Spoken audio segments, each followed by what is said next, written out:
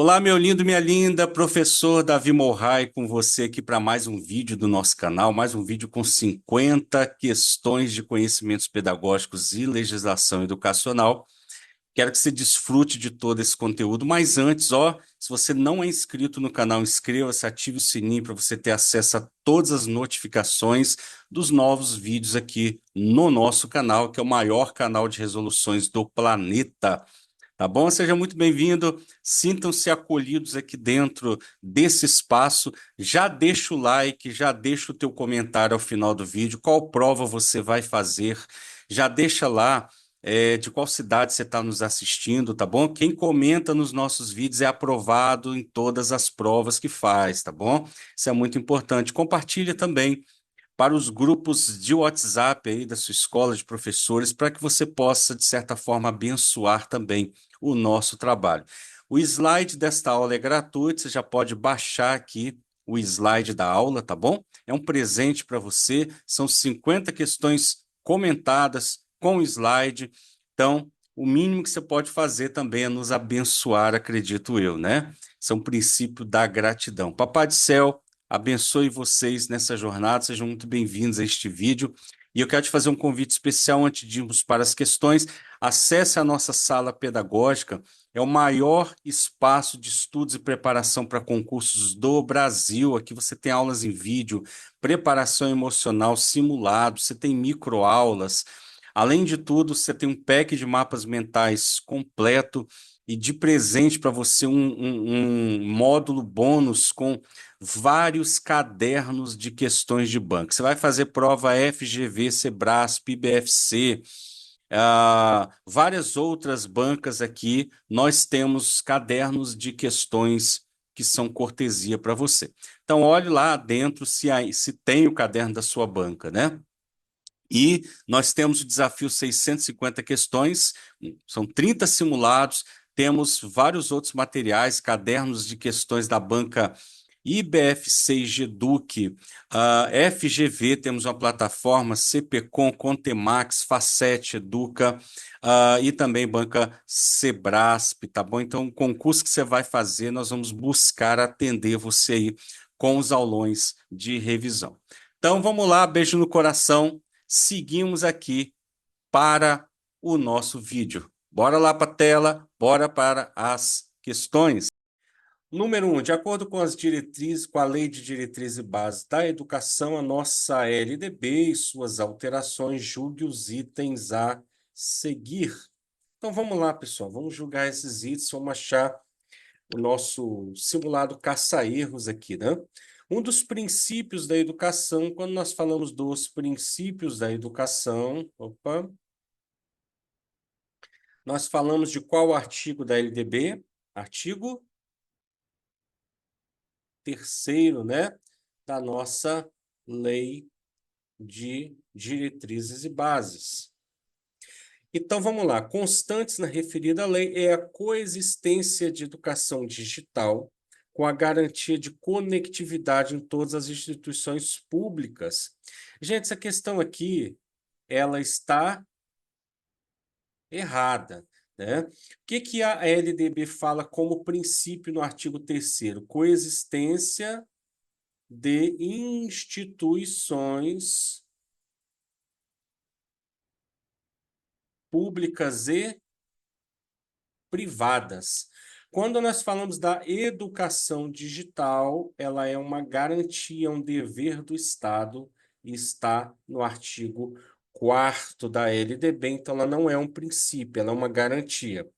Aqui a banca fez um mix do artigo 3 e 4, ela fala que é um princípio, fala da coexistência, porém, ela fala da educação digital. A garantia dessa educação digital, ela consta no artigo 4, porém, uma garantia, então, gabarito está incorreta. Questão número 2. A lei em questão prevê a vinculação entre a educação escolar, o trabalho e as práticas sociais. É exatamente o que trata a nossa LDB. Lá nos artigos 1 e 2, você vai encontrar isso aqui. Ela vincula a educação escolar, o trabalho e as práticas sociais, o que torna a questão corretíssima, perfeita. Questão número 3. De acordo com a Lei de Diretriz e Base da Educação Brasileira, nossa LDB, o ensino deve ser ministrado com base na observância do princípio. Então, mais uma questão aqui sobre princípios para analisar. Você percebeu que é um tema, os artigos 3 e 4, eles despencam nas provas, gente. Então, a gente precisa dominar esses princípios, as garantias, as incumbências que estão lá nos artigos 9 ao artigo 13. Vamos lá. Princípio da unicidade de ideias. Isso aqui já está incorreto. Isso aqui eu mato rapidamente, né? O princípio que está na nossa LDB, ele fala do pluralismo de ideias e de concepções pedagógicas, bem como o princípio do respeito à liberdade e apreço à tolerância. Aqui está correto, mas a primeira parte torna a nossa questão incorreta. Joia? Acertou tudo aí até agora? Vamos lá. Ainda sobre LDB, artigo 58, entende-se por educação especial para os efeitos desta lei a modalidade de educação escolar oferecida preferencialmente. Então, até aqui está correto, a educação especial é uma modalidade da educação escolar oferecida preferencialmente na rede regular de ensino para alunos com deficiência, esse aqui é o público da educação especial, TGD, transtornos globais do desenvolvimento, altas habilidades ou superdotação. Então, a nossa questão está correta, número 4, perfeita, exatamente como diz o texto da lei. Questão número 5. A educação que é dever do Estado e da família, as bancas adoram colocar isso aqui na prova, tá? Dever do Estado e da família deve ser incentivada com a colaboração da sociedade. Essa aqui você fecha os olhos e marca correta. Questão de número 6.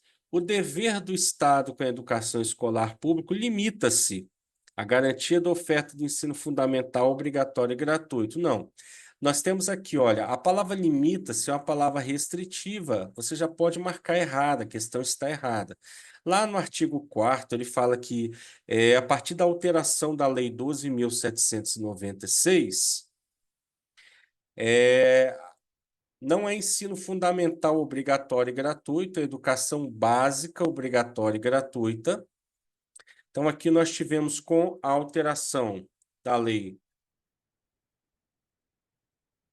12.796 de 2013, que é uma das alterações mais cobradas na LDB. Ela tirou a palavra ensino fundamental no artigo 4º e colocou educação básica, obrigatória, gratuita, dos 4 aos 17 anos de idade. Então, o que torna a nossa questão incorreta? Ela não limita-se à oferta de ensino fundamental, tá certo? Ela é educação básica, ou seja, educação infantil, fundamental e médio, ou muita atenção ao artigo 4º. Deixa o professor dar um bisuzinho para você aqui. Quando a gente fala do artigo 4º, como é dos 4 aos 17 anos, lá no artigo 4º apenas, tá, pessoal? Nós vamos ter a organização da educação em pré-escola, ensino fundamental e ensino médio, né? Professor, mas diz que é educação infantil, certo? Se a banca te cobrar com base no artigo 21 ou com base na LDB, você vai marcar educação infantil fundamental e médio, como a banca aqui está pedindo. Ela está falando do artigo 4º, se ela fala da organização pré-escola fundamental e média, estaria correto. Só o bizu do professor aqui para você matar. Muitas bancas têm cobrado essa questão, tá, pessoal? Questão de número 7, a educação infantil, primeira etapa da educação básica, deve ser ofertada em pré-escolas para crianças de 4 a 6 anos de idade. A educação infantil, gente, ela é do 0 aos 5 anos de idade. Então, não é dos 4 aos 6 anos. Dos 4 aos 5 anos é a pré-escola. Então, nós vamos ter a creche dos 0 aos 3 anos e 11 meses. E dos 4 aos 5 anos, nós teremos aqui a pré-escola. Então, deve ser ofertado em pré-escola para crianças. Se aqui ele entende pré-escola dos 4 aos 5 anos de idade, tá? Aqui também poderíamos entender dessa forma. Se tivesse 4 a 5 anos de idade, estaria correta a questão, não é verdade? Ele está falando aqui ó, apenas da pré-escola. Eu abrangi, eu peguei o todo aqui, né, da educação infantil, mas fique muito atento, dos 0 aos 3 anos e 11 meses, creche, dos 4 aos 5 anos, pré-escola. Então, a questão 7 está incorreta. Vamos seguindo ainda no nosso tema LDB, questão número 8. Na educação de surdos, a educação bilíngue deve ser ofertada a partir do ensino fundamental e se estender ao longo da vida. Gente, quando se trata, né, de público-alvo da educação especial, dessa modalidade, a educação especial ela não começa no ensino fundamental. A educação, o AE, ele começa dos 0 anos até o ao longo da vida. Tá certo? Então, o que torna a questão 8 errada. Ele não pode começar no ensino fundamental. Imagina uma criança lá na educação infantil, na pré-escola, surda. Então, ela não tem direito, ela não vai ser ofertada para ela o suporte para que ela tenha os seus direitos ali? Claro que sim. Então, o que torna a questão 8 incorreta. Questão de número 9. Para que a escola assuma sua função social, a gestão democrática deve configurar-se como uma prática educativa inserida em seu contexto. Essa é aquela questãozinha, né, gente? Se vier na tua prova, você fecha os olhos e marca correta aqui, exatamente. A função social da escola. Para você que está lá no teu edital. Professor, no meu edital tem função social da escola. Onde que eu começo? Onde que eu encontro esse treco aqui? Vamos lá, para te ajudar. Artigo 2 da nossa LDB, artigo 205 da CF de 88, da Constituição Federal. Você vai achar nas tendências pedagógicas, em Paulo Freire, na tendência libertadora e na crítica social dos conteúdos em Libânio e Dermival Saviani. Esses 4 pontos aqui já te ajudam bastante no que diz respeito à função social da escola. E é um tema que cada vez tem sido mais cobrado em prova. Lá na nossa plataforma, nós temos uma aula sobre a função social da escola, completinha, com questões para você entender o tema e matar. Link na descrição, gente. Acessa aí, tá bom? E deixa o like. Se você está chegando aqui, ó, você está na questão 9. Se você não deu like ainda, eu vou puxar teu pé na cama. Vamos lá. Questão de número 10. Constituindo o ensino religioso disciplina dos horários normais da escola pública, a dispensa dos alunos ficará a cargo do professor. Claro que não. A dispensa aqui não é do professor, isso aqui é relacionado à escola, né? Tá lá no artigo 33 da nossa LDB. Você vai pegar lá no artigo 33 da LDB, onde fala que o ensino religioso ele é de matrícula facultativa. Então, ele acontece nos horários normais, até aqui, ó, tá corretinha a questão. Ela é ofertado sim nos horários normais, a matrícula é facultativa e a oferta é obrigatória. Vamos lá, seguindo, acerca do Plano Nacional de Educação, PNE, que é uma política pública que visa melhorar a qualidade da educação no Brasil, julgue os itens a seguir. Muito bem, pessoal. Então, vamos lá. O PNE tem como objetivo a democratização da gestão pública do ensino. A democratização da gestão do ensino público. Vamos lá. Esse aqui é um dos objetivos lá do nosso PNE. A questão está correta. Entenda o seguinte: nós temos lá no Plano Nacional de Educação 10 diretrizes. Como é que você distingue uma diretriz de um objetivo e de uma meta? O que é uma diretriz? É uma trilha, é um caminho a seguir. Então, ele vai dizer o seguinte: erradicação do analfabetismo. Isso aqui é uma diretriz, é um caminho que o PNE vai seguir. Qual a diferença que eu distingo se a banca me cobrar em relação à meta? Meta, ela tem alguns pontos específicos muito interessantes, ó. Quando a gente tem meta, a gente tem uma data, a gente tem um tempo, ah, a gente vai ter uma especificidade na meta. Ou seja, eu falo assim, até a meta um, por exemplo, até 2016, alfabetizar X% de crianças, ou 50%, ou seja, não importa. Eu estou dizendo o seguinte, até quando eu vou alcançar algo, eu estou dizendo o tempo, eu estou dando especificidade àquilo. Quando eu falo, um dos objetivos é democratizar a gestão do ensino público, é porque também a CF traz isso aí, tá bom?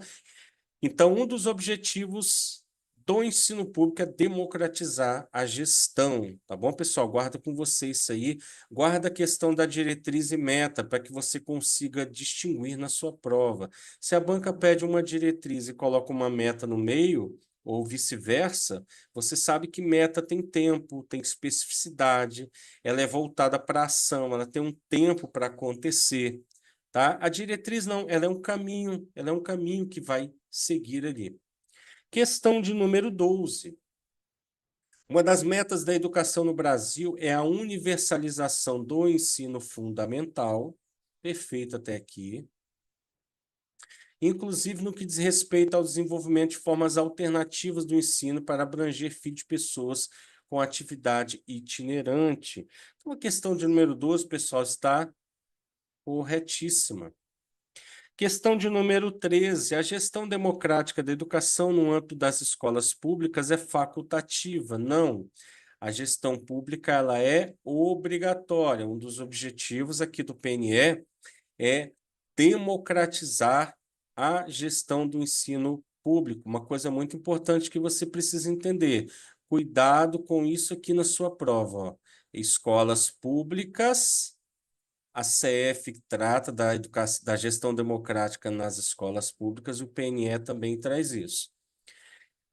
Mas, se for adotada pela escola, deve estar vinculada a critérios técnicos de mérito e desempenho e a consulta pública à comunidade escolar. Então, torna a nossa questão totalmente incorreta aqui, a número 13, ok? Vamos seguindo aqui, questão de número 14. O Plano Nacional de Educação vigente suprime as esferas humanística e cultural dentre as suas diretrizes. Olha só, gente, a banca fez um mix aqui, ó, e atribui maior ênfase à promoção científica e tecnológica do país. Olha só, nossa questão está totalmente errada. Lá nas diretrizes, no artigo 2º no nosso PNE, fala da promoção humanística, cultural, científica e tecnológica do país. Ele não dá ênfase maior a uma ou outra, tá bom? Então, isso aqui é uma das diretrizes do nosso Plano Nacional de Educação. Questão de número 15. Vamos lá, pessoal. Que bacana aí, ó. Já estamos mais da metade. Uma das metas do PNE é universalizar o atendimento às crianças com deficiência, preferencialmente em escolas especializadas da rede pública de ensino. Então, vamos lá, vamos entender o seguinte, a questão 15 ela está incorreta. Professor, vamos achar o erro aqui comigo, vamos fazer o caça-erros aqui. Ele quer universalizar o quê? A educação infantil. Então, universalizar a educação infantil. Não universalizar o atendimento às crianças com deficiência, tá certo? E é uma das metas mais cobradas aí, que está na meta 1, se não falha a memória aqui do professor, tá bom? Questão de número 16, segunda meta 20, uma meta muito importante, tá, gente? Vou dar uma ênfase a ela aqui com você. A meta 20 fala do investimento público, como lá no artigo 212 da CF, que fala, né, do percentual de investimento. Então, se está na tua prova PNE e está na tua prova CF, dá uma olhadinha nos índices de investimento no artigo 212 e vem aqui para a meta 20. Então, vamos lá. Ampliar o investimento público em educação pública de forma a atingir, no mínimo, o patamar de 7% do PIB, no quinto ano de vigência e, no mínimo, 10%, equivalente a 10% do PIB ao final do decênio. Certo ou errado, a meta 20, a questão está corretíssima. Dei um Ctrl+C, Ctrl+V aqui no artigo 20, na meta 20 do Plano Nacional de Educação. Coloca aí para você, ó, mínimo de 7%, máximo de 10%. 7% até ali o quinto ano de vigência do plano e 10% ao final do decênio. E aí, tá gostando das questões aqui até agora? Já deixou o teu like, já baixou o teu material? Como é que tá aí o teu nível de acerto? Então, vamos seguindo aqui. Bora, bora, bora para mais questões. Questão de número 17, tratando agora da CF de 88, considerando a Constituição Federal e seus artigos 205 a 214, que tratam da educação. Julgue os itens a seguir. Vamos lá, número 17. Os municípios atuarão prioritariamente no ensino fundamental e na educação infantil. Certo ou errado, gente? Até aqui está correta, né? Os municípios tratam o ensino fundamental e educação infantil como prioridade. Os estados e o DF atuarão prioritariamente na educação infantil e no ensino médio. Aqui já está incorreta a nossa questão, aqui seria ensino fundamental e ensino médio. Então, os estados e o DF têm como prioridade ensino fundamental e ensino médio. Questãozinha mamão com açúcar, né? Se não me engano, está ali no artigo 211, cai demais, demais, demais na sua prova. Questão 18. A educação, direito de todos, dever do Estado e da família, será promovida e incentivada com a colaboração da sociedade, visando ao pleno desenvolvimento da pessoa. Aqui nós temos o nosso tripé, tá, pessoal? Ó, visando ao pleno desenvolvimento da pessoa, preparo para o exercício da cidadania e qualificação para o trabalho. Texto Ctrl+C, Ctrl+V da CF, corretíssima a questão de número 18. Questão de número 19. Em conformidade com o artigo 208, dever do Estado com a educação, falamos do dever do Estado lá na LDB, no artigo 4. Então, uma dica aqui do professor, um bizuzinho, se você vai, se no teu edital está lá, CF de 88 tem a LDB, faça isso, ó. Princípios que o ensino será ministrado. Ele está onde? Na LDB, no artigo 3º, e na CF, no artigo 206. Quando ele fala do dever do Estado com a educação, que são as garantias, aonde que a gente vai encontrar isso aqui, ó? Lá na LDB, no artigo 4º, e na CF no artigo 208. Então, se você quer ganhar tempo, já mata o texto. A LDB ela está mais atualizada, tem mais aspectos ali, tá certo? Vamos analisar então. Questão 19, conformidade com o artigo 208, dever do Estado com a educação será efetivado mediante a garantia de ensino fundamental, obrigatório e gratuito, inclusive para os que ele não tiver acesso na idade própria. Lembra da questão anterior que falei com vocês, da 12.796? Então, aqui também tivemos uma alteração na CF de 88. Aqui nós temos educação básica, obrigatória e gratuita dos 4 aos 17 anos, inclusive os que não tiveram acesso na idade própria. Então, ó, educação básica, não é ensino fundamental, o que torna a nossa questão incorreta, questão de número 19. Questão de número 20, chegamos aqui, ó, artigo 212, fala também de investimento, como lá na meta 20 do plano. A União aplicará anualmente, nunca menos de 18. Então, vamos grifar aqui para você. Deixa eu trazer a canetinha, né? Fica melhor. Vou fazer um marca-texto aqui. A União aplicará anualmente, nunca menos de 18, os estados, DF, municípios, 25% no mínimo da receita resultante de impostos, compreendida a proveniente de transferência da manutenção e desenvolvimento do ensino. Então, aqui, gente, a questão está correta. Artigo 212. A União aplicará anualmente. A União nunca menos que 18%. Então, guarda isso com você aí, ó. União nunca menos que 18%. Estados, DF, município, mínimo de 25% de aplicação na educação. Tá joia? Vamos que vamos seguindo aqui.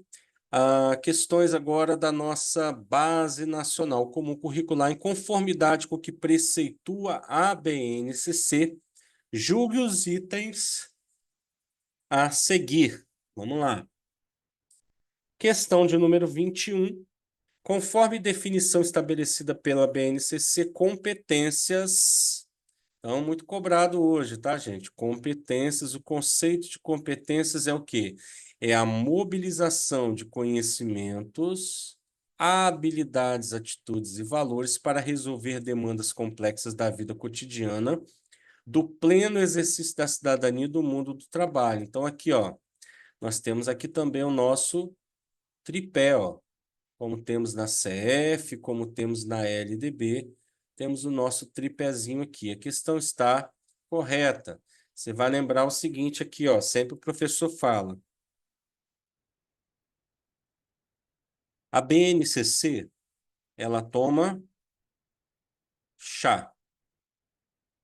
A BNCC toma chá. C de conhecimento, H de atitude, A de atitudes e H de habilidades, A de atitudes e valores, né? Então, você guarda com você o chá, lembra de tomar o chá que você vai lembrar do conceito de competências, lembra da palavra mobilização, ela está em movimento, ela está se mobilizando.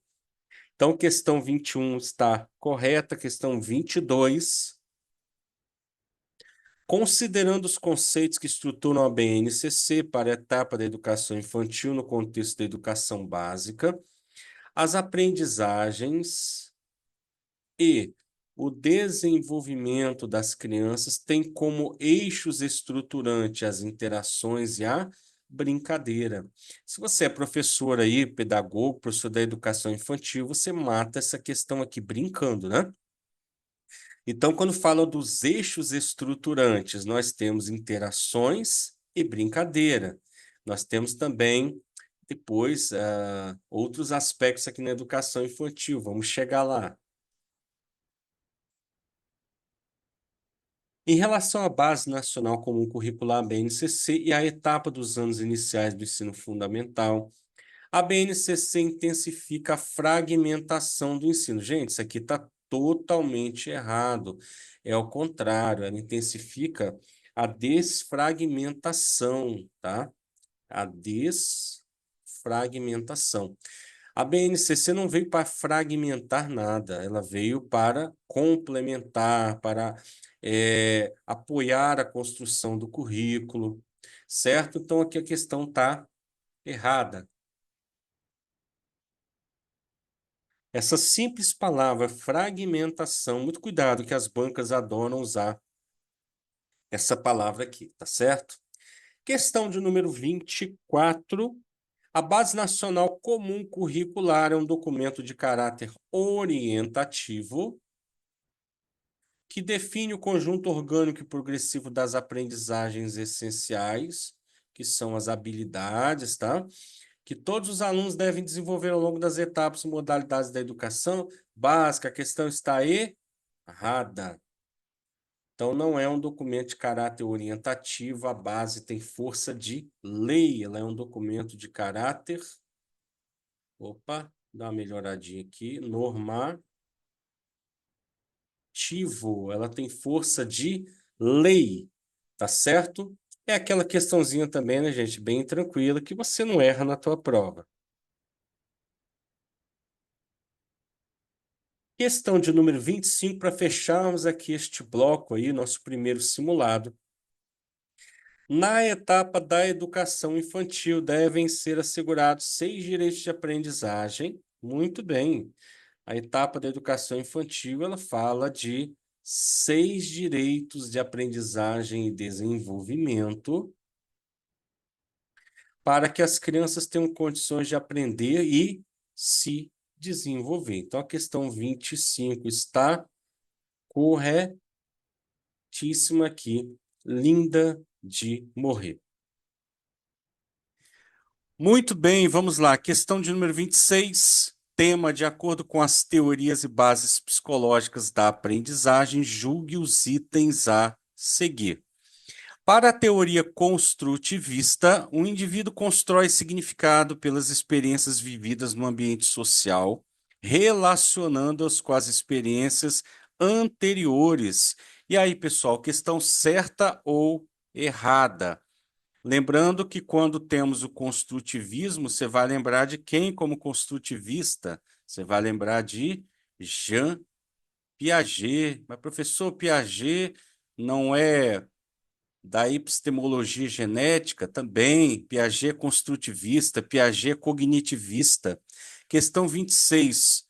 A questão está corretíssima. Exatamente isso que prega o construtivismo.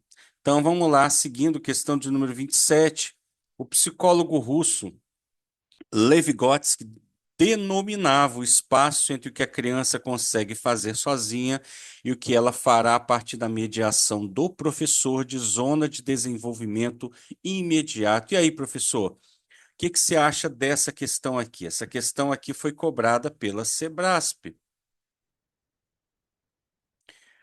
Quando nós vemos a palavra zona de desenvolvimento imediato, a banca fez uma pegadinha aqui para vocês, tá certo?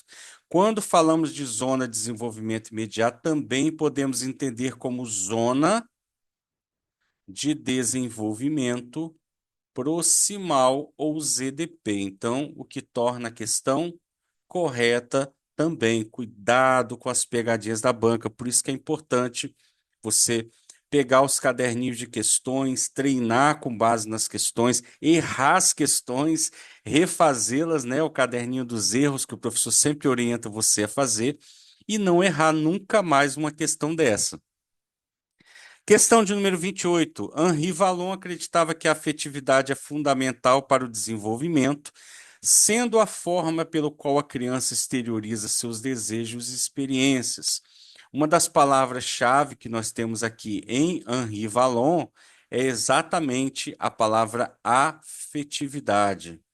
Vallon, como Piaget e Vygotsky, é um teórico que é interacionista e é um teórico humanista. Então, ele trata da afetividade, trata da empatia, do crescimento pessoal, da autorrealização, o que torna a questão 28 correta. Questão de número 29. Na abordagem behaviorista, a aprendizagem é considerada um processo de interação. Vamos entender um pouquinho aqui o behaviorismo ou comportamentalismo. Temos aqui como um dos principais representantes Frederick Skinner, com a sua teoria do condicionamento operante. O que Skinner defendia na abordagem behaviorista ou comportamentalista? Ele não acreditava na interação, isso aqui é do interacionismo. Ele acreditava que o processo de aprendizagem ele vinha a partir disso aqui, ó, do condicionamento. Inclusive, é o que deu nome à sua teoria do condicionamento operante. Então, quando nós falamos na interação, falamos do interacionismo, e Skinner é um teórico behaviorista, tá certo? Então, o que torna a questão 29 incorreta. Seguindo, vamos lá, pessoal. Questão de número 30, ainda falando das teorias da aprendizagem. O construtivismo é uma teoria epistemológica, ou seja, foi concebido como uma forma de explicar a realidade da produção de conhecimento. Olha como a questão está linda, né? Anteriormente, nós vimos o que ali?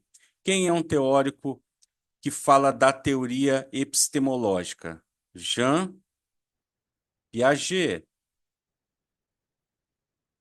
Piaget também é um teórico construtivista. Por isso da dificuldade do pessoal entender, né, gente? As teorias da aprendizagem, as bases psicológicas, porque muitos autores aparecem nas teorias da aprendizagem, nas bases e também nas tendências pedagógicas. Então, ou seja, o que que defendia, o que que pregava esse construtivismo? A produção do conhecimento. Então, a nossa questão 30 está lindíssima, lindíssima. Piaget construtivista e a partir da teoria epistemológica. Show de bola. Questão de número 31. Vygotsky separou o desenvolvimento cognitivo em estágios, a saber, primeiro, sensório-motor, segundo, pensamento pré-operacional, terceiro, operações concretas. Se você conhece um pouquinho das bases psicológicas, você vai acertar com muita facilidade esta questão aqui. Primeiro, porque Vygotsky não trabalhou com estágios do desenvolvimento, Vygotsky trabalhou com a zona de desenvolvimento proximal. Então, aqui, ó, quem é o teórico? Jean Piaget. Ele sim separou o desenvolvimento cognitivo em estágios, em 4 estágios cognitivos. Então, questão 31 está incorreta. Questão 32. Segundo a teoria do condicionamento operante de Skinner, o comportamento é moldado por meio de reforços e punições. Questão certíssima. Skinner era o cara que defendia isso aqui, ó. Reforços e punições. Eu até brinco com meus alunos nas aulas, né? Gente, o que seria de Skinner hoje nesse mundo? Um cara durão, um cara que gostava de moldar as pessoas e adorava punições. Então, é exatamente isso que fala a teoria do condicionamento operante: reforço positivo, reforço negativo e punições mediante o comportamento ou conduta do indivíduo. Questão de número 33. Agora trabalhamos a avaliação escolar e suas implicações pedagógicas, julgue os itens a seguir. Questão de número 33. A avaliação somativa é realizada no início do processo de ensino-aprendizagem. Já temos um erro aqui. A avaliação que acontece no início do processo é chamada de avaliação, hein, prof? Me ajuda? Não, não ouvi ainda. Diagnóstica. Então, o que torna a nossa questão aqui, ó, já incorreta. Então, a avaliação que acontece no início do processo, ela é uma avaliação diagnóstica, não é somativa. Então, questão 33, incorreta. Questão de número 34. A avaliação consiste em um processo contínuo e sistemático, assim, ela não pode ser esporádica nem improvisada. Pelo contrário, deve ser constante e planejada, fazendo parte de um processo mais amplo, isto é, o processo de ensino-aprendizagem. Exatamente, questão corretíssima aqui. Questão de número 34, pode dar o certinho, pode ir para o abraço. Questão está correta. Questão de número 35. A avaliação escolar formativa, também denominada classificatória. Então, a avaliação escolar formativa, ela também é denominada classificatória, é isso? Caracteriza-se por uma perspectiva excludente. Já está errada, gente, a questão aqui, ó. Na medida em que hierarquiza as pessoas segundo suas culturas, seus processos de conhecimento, desvalorizando saberes e fortalecendo desigualdades. A avaliação que é chamada de classificatória não é avaliação formativa, mas avaliação somativa. Essa é a avaliação que é aplicada quando, no final do processo, aonde nós transformamos conhecimento, aquilo que o aluno produziu durante todo o processo ali na avaliação formativa, em números, e essa avaliação também denominada classificatória, ela é uma avaliação quantitativa, tá bom? Avaliação diagnóstica e avaliação formativa são avaliações qualitativas e a avaliação somativa é uma avaliação quantitativa, ok? Muita informação bacana aí, né, prof? Vamos seguindo aqui. Questão de número 36. A avaliação mediadora, professora Jussara Hoffmann, ó, visa salientar a importância do papel do professor no sentido de observar o aluno para refletir sobre as melhores estratégias que visem a promoção de sua aprendizagem.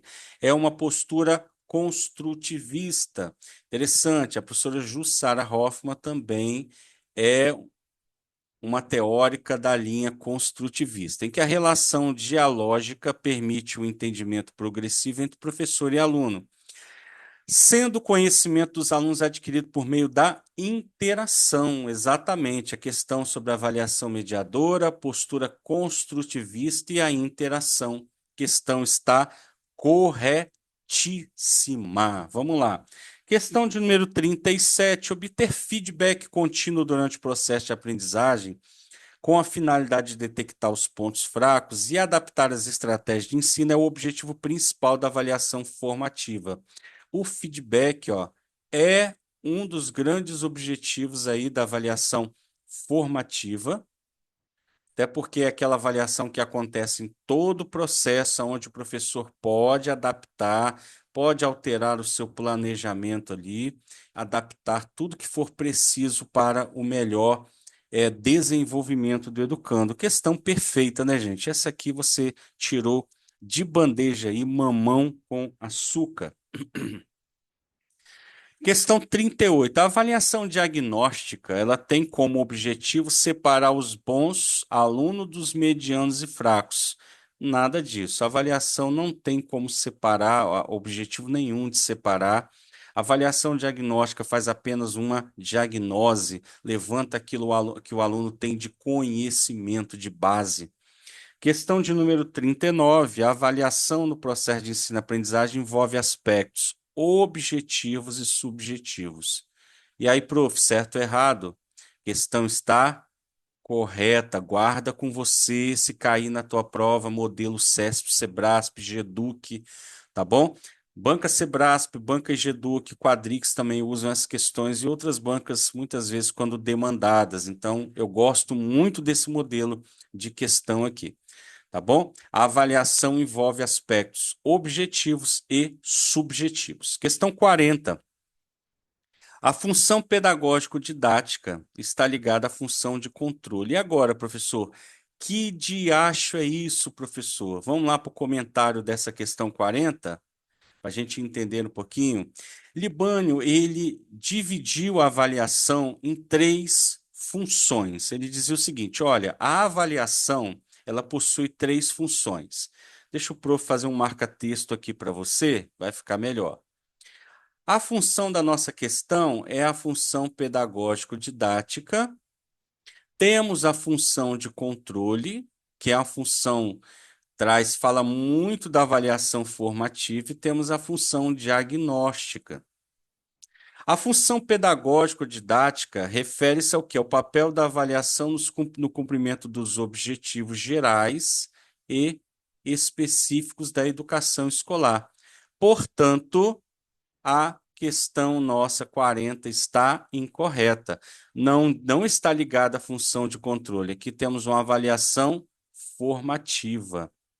Tá certo? Então, elas não estão ligadas. Cuidado com questões assim na banca. Tenha este conhecimento aqui do professor José Carlos Libânio. É muito importante as três funções da avaliação para que você leve para a tua prova. Você vai baixar o slide da aula aqui, esse comentário. Opa, esse comentário aqui está disponível para você também. Coloquei no teu slide, tá bom? Professor, se não deixou o like ainda, deixa o like aí, mete o dedão no like, compartilha este vídeo para os professores aí, compartilha na tua escola e deixa o teu comentário final qual prova você vai fazer para a gente já preparar o grupo para os aulões de revisão da banca Sebrasp, tá bom? Ou da banca Igeduca, de qualquer banca que você vai fazer, a gente vai preparando aulões de revisão para ajudar vocês. Vamos lá. Vamos seguir aqui mais 10 questões com relação aos componentes do processo de ensino-aprendizagem, tema muito cobrado em provas. Julgue os itens a seguir. Então, questão 41, os meios refere-se aos recursos utilizados pelo professor, os alunos para organizar e conduzir o processo de ensino-aprendizagem. Questão está correta, corretíssima, né? Os meios, na verdade, é a pergunta do como, com o que, é a metodologia que vai definir os recursos que vão ser utilizados ali. Os elementos do processo de ensino-aprendizagem, nós temos os objetivos, conteúdos, métodos e avaliação. 42, a metodologia, definem o caminho para que sejam atingidos os objetivos de ensino-aprendizagem, ou seja, compõem um conjunto de ações de ensino que visam assegurar a aprendizagem. Aí, prof, certo ou errado? Certíssima, você não erraria uma questão dessa aqui. Os métodos exatamente buscam atingir os objetivos aqui do processo ensino-aprendizagem. Questão 43. Os conteúdos orientam a tomada de decisão do professor no planejamento e expressam as suas expectativas sobre o que deseja obter dos alunos no processo de ensino. Certo ou errado? A questão está errada. Vamos achar o erro aqui, professor. O que vai orientar a tomada de decisão no professor no planejamento? Não são os conteúdos, gente. Olha a pegadinha da banca aqui, ó, o Sebrasp querendo te derrubar. O que vai definir isso aqui, ó? São os objetivos.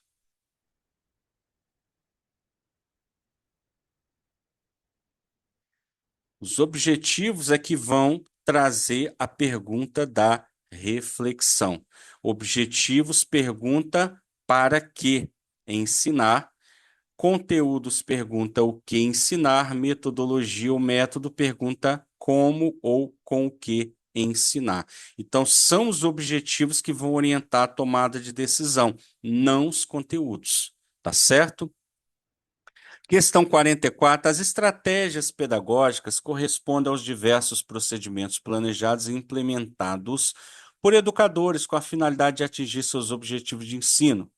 Envolvem métodos, técnicas e práticas explorados como meios para acessar, produzir e expressar o conhecimento.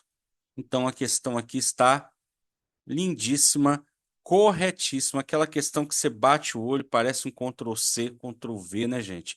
De tão linda a questão. Sobre a didática, julgue os itens a seguir. Então, vamos falar do tema didática agora, neste bloco. Questão 45, a didática estuda o processo de ensino. Perfeito até aqui, ó. A didática, ela é um ramo da pedagogia que estuda o processo ensino-aprendizagem. Ó. Então, se a banca colocar assim para você, olha, a didática é um ramo da pedagogia, está correta. E nele fazem parte a finalidade e o conteúdo, de modo a criar condições para garantir a aprendizagem significativa dos alunos. Então, a questão está correta, 45, exatamente o que diz respeito à didática, de acordo com o professor José Carlos Libani. Questão 46, a didática se caracteriza como fim entre as bases teórico-científicas da educação escolar e a prática docente. Então, Libani fala das duas dimensões desse processo aqui, só que tem um erro na questão, a questão está incorreta. A didática não é o fim. A didática se caracteriza como mediação, porque aqui o professor, no processo de didática, ele é o mediador entre o aluno e o conhecimento. Então, aqui na didática, deixa o prof colocar para vocês aqui, ó. O professor, ele é o mediador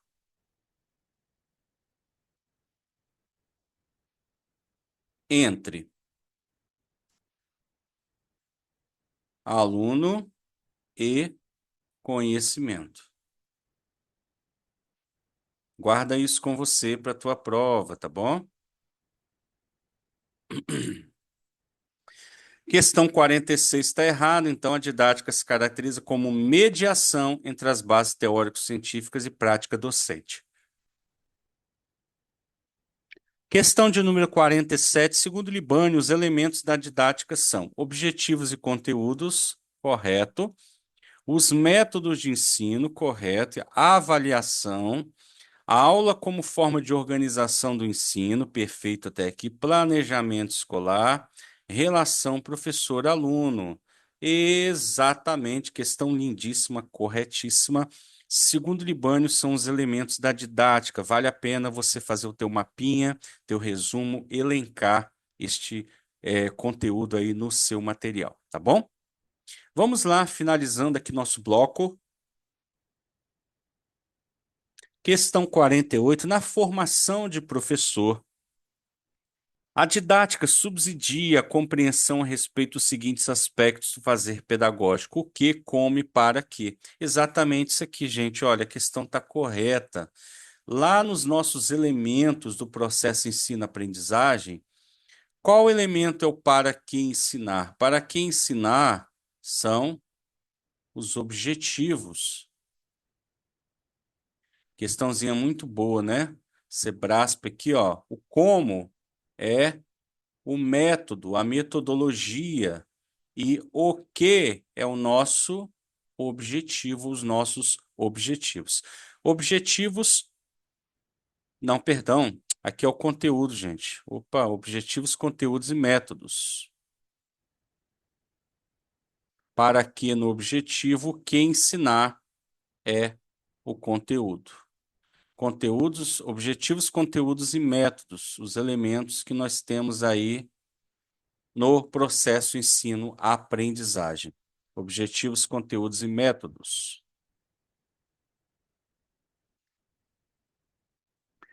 Questão 49, de acordo com Libani, a didática é o ramo da pedagogia. Olha aqui, prof, apareceu. Didática é o ramo da pedagogia que tem como objeto de estudo o processo de ensino-aprendizagem. Exatamente isso aqui, ó. A didática é o ramo da pedagogia, né, que tem como objeto de estudo o processo de ensino-aprendizagem. A banca deu um Ctrl+C, Ctrl+V do livro do professor Libânio. Questão 50. Segundo Libânio, tem um errinho ali, né? Segundo Libânio, existem duas dimensões na didática, teórico-científica e técnico-prática. Até aqui está correto. A primeira dessas dimensões é a teórico-científica, que representa o trabalho docente, incluindo a didática, metodologia, pesquisa e outras facetas práticas do trabalho do professor. Aqui, gente, a banca inverteu, tá? Aqui é a técnico-prática, então a questão está errada. A teórico-científica, ela fala exatamente dos conhecimentos.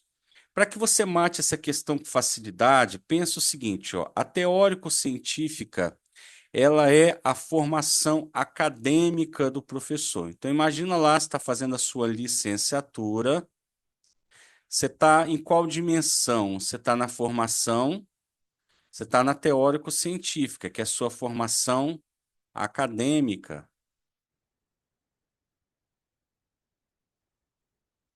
A técnico-prática, ela é a formação específica do professor para a docência. São as formações continuadas, certo? Aquelas formações, cursos que você faz. Então, ela é a formação específica para a docência. Guarda com você aí, tá? Teórico, científico, é a sua formação acadêmica, técnico-prática, lembra da sua prática. É aquela formação específica que você faz para a sua docência, tá certo? Inverta as duas opções aqui. Então, quando ele fala que representa o trabalho docente, incluindo didática, metodologia, ele está falando da técnico-prática. Quando ele fala da formação de conhecimentos, filosofia, sociologia, história da educação e pedagogia, ele